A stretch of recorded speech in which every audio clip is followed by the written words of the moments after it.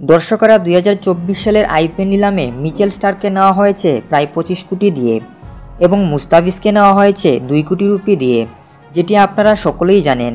তো আজকের এই ভিডিওতে জানার চেষ্টা করব এ পর্যন্ত কার ঝুলিতে সবচেয়ে বেশি উইকেট রয়েছে, অর্থাৎ কে সবচেয়ে বেশি ভালো বোলিং করেছে এবং দলের ইম্প্যাক্ট প্লেয়ার হিসেবে কে সবচেয়ে বেশি গুরুত্বপূর্ণ।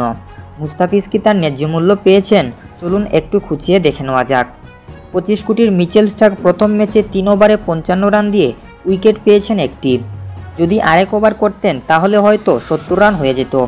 অপরদিকে বাংলাদেশের মুস্তাফিজুর রহমান প্রথম ম্যাচে 4 ওভার বল করে 29 রান দিয়ে উইকেট পেয়েছেন 4টি। ফলে আরসিবির বিপক্ষে অর্থাৎ এই ম্যাচে ম্যাচ জেতানোর নায়ক ছিলেন বাংলাদেশের মুস্তাফিজুর রহমান। দ্বিতীয় ম্যাচে স্টার্ক 4 ওভার বল করেছেন এবং 50 রান দিয়েছেন, তবে নিতে পারেননি একটা উইকেটও। কিন্তু মুস্তাফিজ 30 রান দিয়ে উইকেট পেয়েছিলেন 2টি। 3 নম্বর ম্যাচে দেখা যায় মিচেল স্টার্কের ভেলকি 4 ওভারে 28 রান দিয়ে উইকেট পেয়েছিলেন 3টি।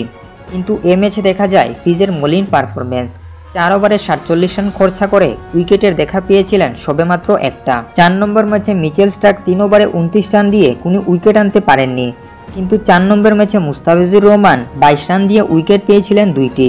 5 নম্বর ম্যাচে মিচেল স্টার্কের দুর্দান্ত কামব্যাক দেখা যায়, 3 ওভারে 25 রান দিয়ে উইকেট পান 2টা। অপরদিকে মুস্তাফিজ 43 রান দিয়ে উইকেট পান একটা।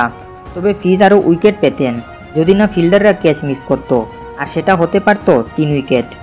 6 নম্বর ম্যাচে স্টার্ক 4 ওভারে 47 রান দিয়ে উইকেট পাননি একটাও, কিন্তু মুস্তাফিজ 6 নম্বর ম্যাচে 43 রান দিয়ে উইকেট পান একটি। তবে এ ম্যাচেও ফিল্ডাররা ক্যাচ মিস করায় 2টো উইকেট পাননি মুস্তাফিজ। মিচেল স্টার্ক 7 নম্বর ম্যাচে 53 রান দিয়ে আবারও কোনো উইকেট পাননি, কিন্তু মুস্তাফিজ এখনও 7 নম্বর ম্যাচ খেলেননি। তবে আশাই করা যায় 2টো উইকেট মুস্তাফিজ অবশ্যই পাবেন। দর্শকরা বুঝতেই পারছেন যে 25 কোটির মিচেল স্টার্ক থেকে 2 কোটির মুস্তাফিজ অনেক ভালো। তাছাড়া মুস্তাফিজকে ছাড়তেই চায় না চেন্নাই, যার কারণে বিসিবিকে চিঠি পাঠিয়েছিল তাদের টিম ম্যানেজমেন্ট।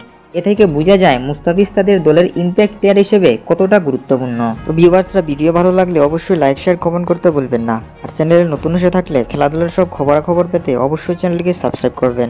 ধন্যবাদ।